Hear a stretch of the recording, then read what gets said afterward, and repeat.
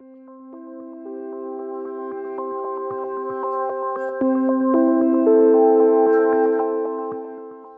schools really need to be thinking about the issue of body image. It's crucial that we teach explicitly to our children the importance of recognising and celebrating differences and loving your own body image.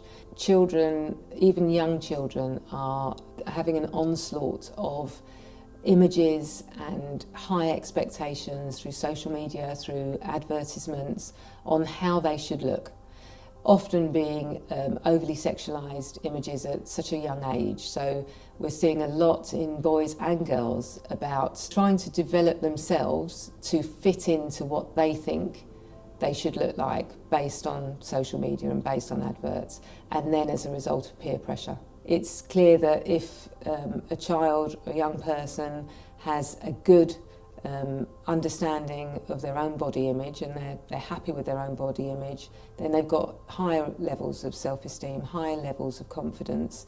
If they've got high levels of self-esteem and confidence, they're going to be much more effective in whatever they try and do, whether it's in the academic world, whether it's learning, whether it's friendship, it's social world. Confidence is really, really key, and that does link into resilience, does link into that notion of recognising themselves as an important part of whatever they're a part of, whether it's the school, whether it's a social group. Seeing themselves as an important aspect of that group is key. So there's different things that we can be doing as education professionals to help encourage a love of differences. So celebrating differences in school, and that can be done in lots of different ways, in class, through the PSHE curriculum, in assemblies.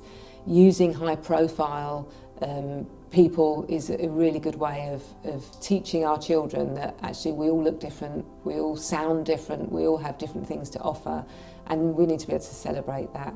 We can do it through a lot of discussions, so I think it's really important to not just assume with children, but to hear their voice and to get them to articulate what they like and don't like about their body, and then to unpick the why. If they don't like the size of their body, why is that?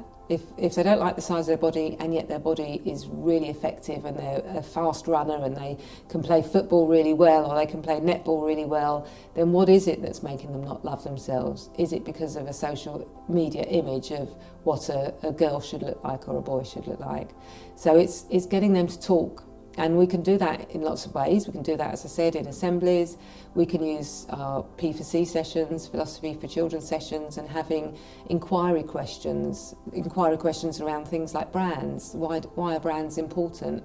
And it doesn't matter whether you're getting discussion going between year ones or year 11s, you can still use those inquiry questions to drill down as to why they are being promoted, why brands are being promoted, why we are being told we should look a certain way and sound a certain way and wear certain things, why we should just be focusing on the material rather than on the intrinsic, what's important inside.